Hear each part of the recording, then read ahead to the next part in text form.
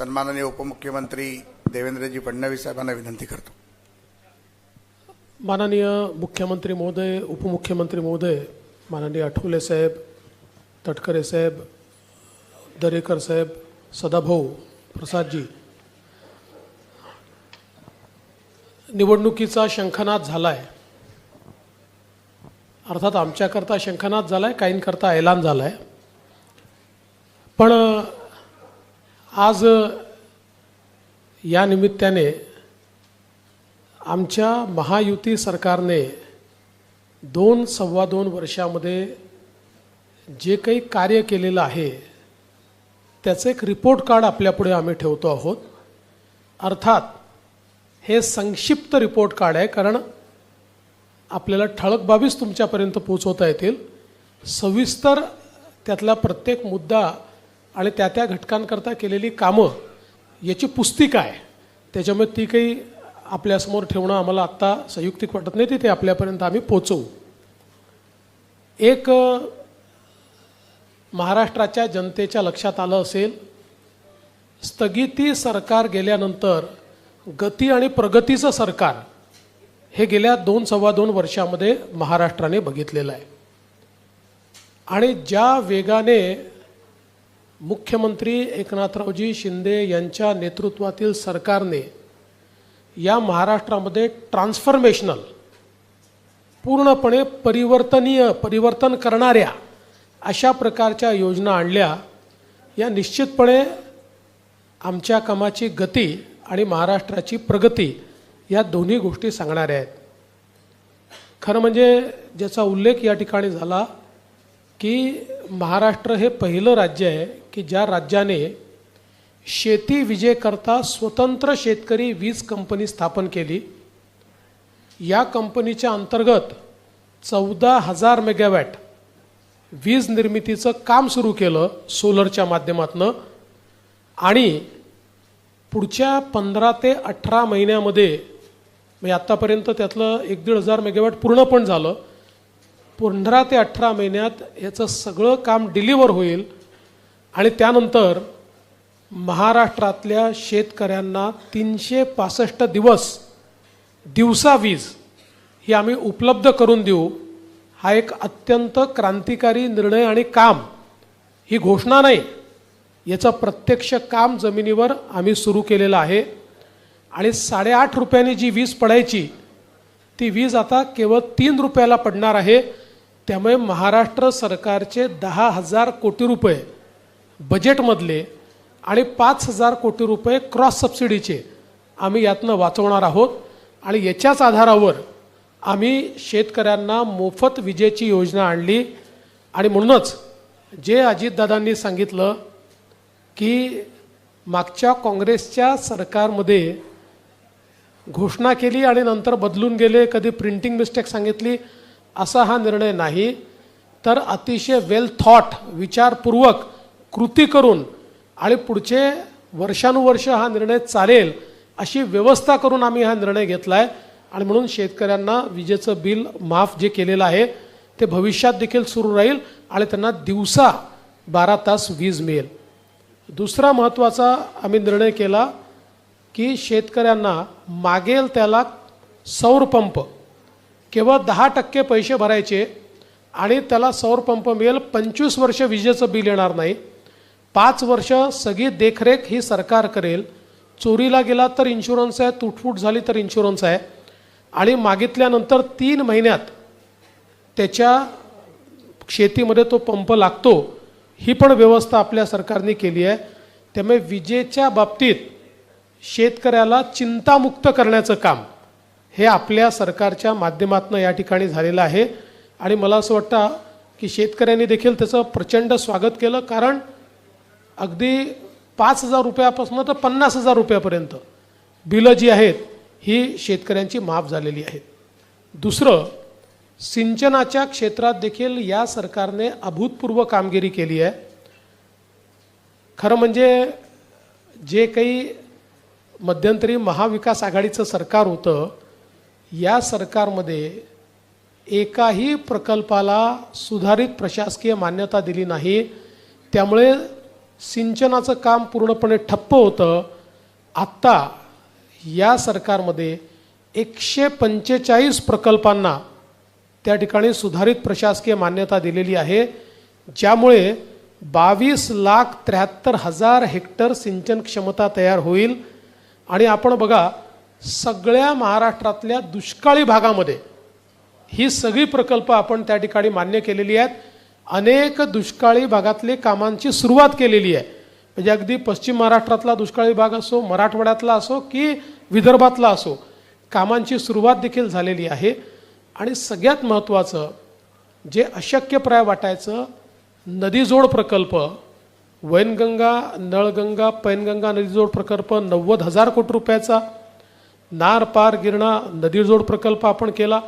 पश्चिमी वाहिन्यातनं वाहून जाणारं जे पाणी आहे 55 TMC, हे पाणी गोदावरीच्या खोऱ्यामध्ये आणून गोदावरीचं तुटीचं खोरं हे बॅलेन्स करून मराठवाड्याला कायमचं दुष्काळमुक्त करायचं आणि नाशिक आणि नगर जिल्ह्यातले जे काही वादाचे विषय आहेत ते पूर्ण संपवायचे. या दृष्टीनं त्याचीही कारवाई आपण पूर्ण केली, वैधानिक कारवाई पूर्ण केली. त्याच्याही संदर्भात सगळं त्याचं फर्स्ट स्टेजचं टेंडर आपण त्या ठिकाणी काढलेलं आहे. त्यामुळे यातली कुठली योजना ही केवळ कागदावर नाही, सगळ्या टेंडर स्टेजला टेंडर निघालं आहे, अनुसंधान चाललेलं आहे.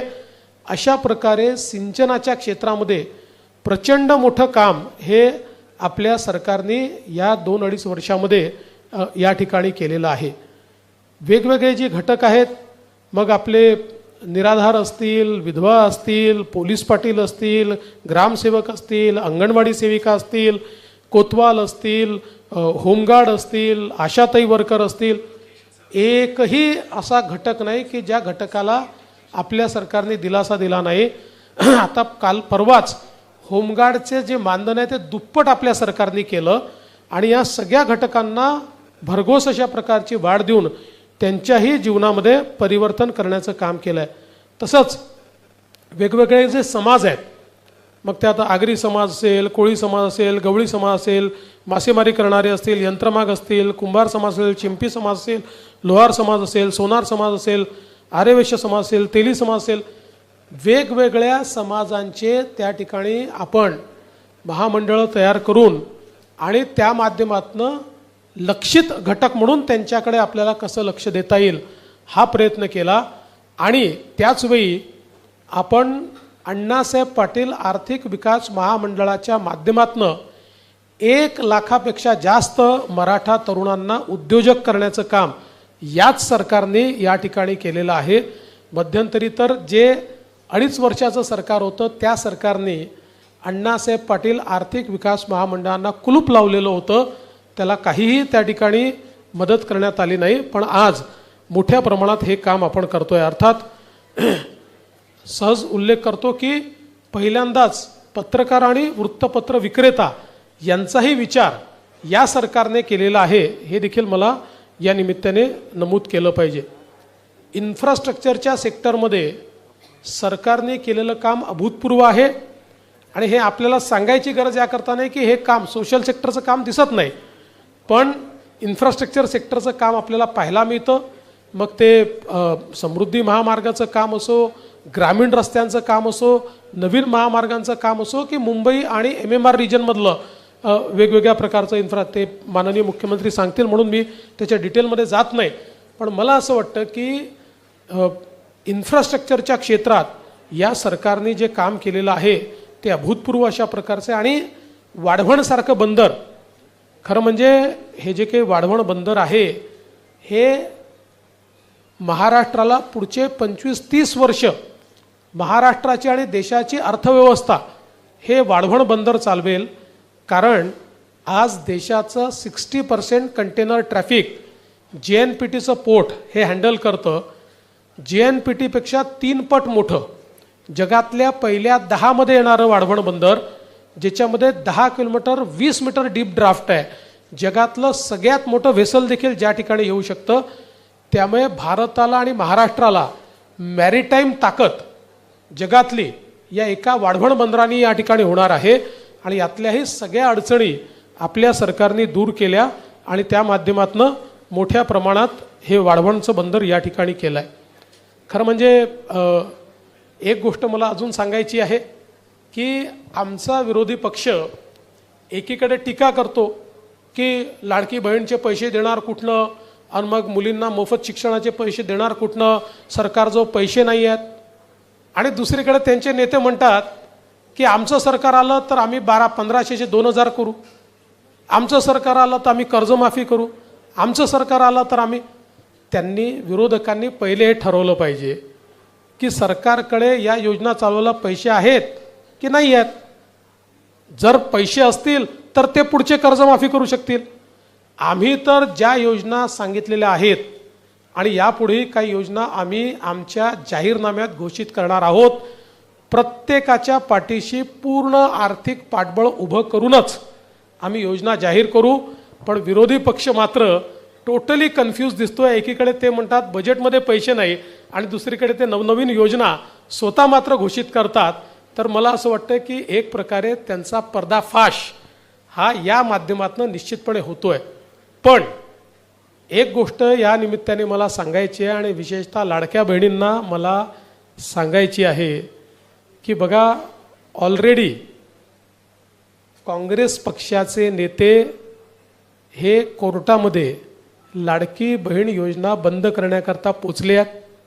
अर्थात त्यांना यश मिळालेलं नाही. त्यांच्या माजी मंत्र्यांनी सांगितलं आहे आमचं सरकार आलं की आम्ही लाडकी बहीण योजना बंद करणार. आणि परवा तर माननीय उद्धवजींनी जाहीर सभेत जाहीर केलं आहे की आमचं सरकार आल्यानंतर महायुती सरकारच्या सगळ्या योजना आम्ही बंद करणार, त्यांचे सगळे निर्णय आम्ही उलट करणार.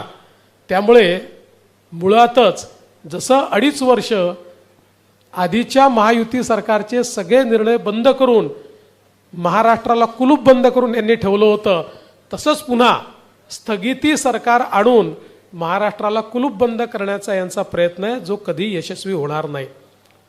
आता खरं म्हणजे अनेक आरोप हे लोक लावत आहेत. पण कायदा सुव्यवस्थेवर ते बोलत असताना त्यांनी आरसा देखील पाहायला पाहिजे. कारण मी आता गुन्ह्यांच्या संख्येमध्ये जाणार नाही, ती पण आकडेवारी माझ्याकडे आहे. पण मला असं वाटतं स्टॅटिस्टिक्सनी काही शेवटी कायदा आणि सुव्यवस्थेचं वर्णन करणं योग्य नसतं. पण ज्यांचा गृहमंत्रीच जेलमध्ये गेला ते आता आम्हाला या ठिकाणी कायदा आणि सुव्यवस्था सांगतायत. ज्यांच्या काळामध्ये कॅश फॉर ट्रान्सफर हे स्कॅम, पैसे घेऊन ट्रान्सफर होतात, याचं सगळं रेकॉर्डिंग झालं, ज्याची CBIची इन्क्वायरी चाललेली आहे. ज्यांनी पैसे घेऊन घेऊन बदल्या केल्या, आता त्या सरकारची मंडळी या ठिकाणी आम्हाला कायदा आणि सुव्यवस्थेच्या संदर्भात सांगतायत. देशातल्या सगळ्यात मोठ्या उद्योगपतीच्या घरासमोर ज्यांचे पोलीस बॉम्ब ठेवत होते आणि ते उघडकीस येऊ नये म्हणून पोलिसांनीच हत्या केली, ते आता या ठिकाणी आम्हाला सांगून राहिले आहेत कायदा आणि सुव्यवस्थेच्या संदर्भात.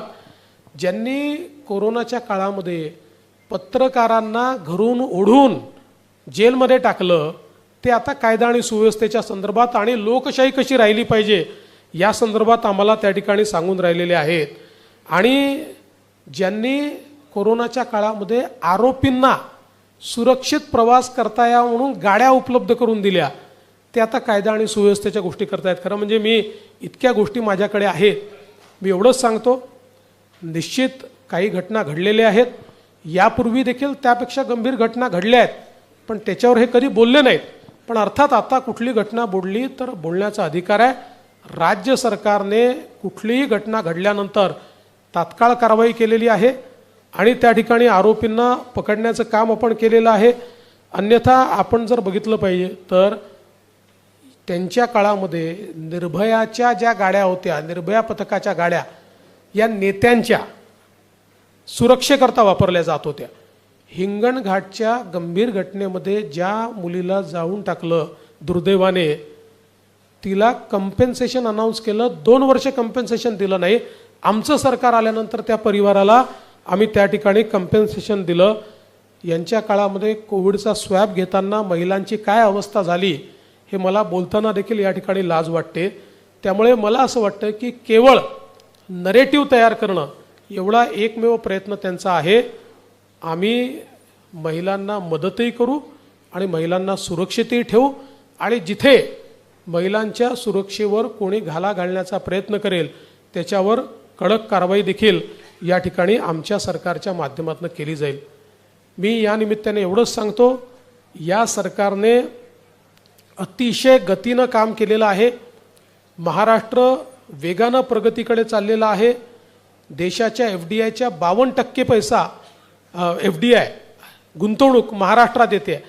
आता मला सांगा की देशाच्या 52% गुंतवणूक महाराष्ट्रात येते आणि हे म्हणतात गुंतवणूक गुजरातला चालली आहे.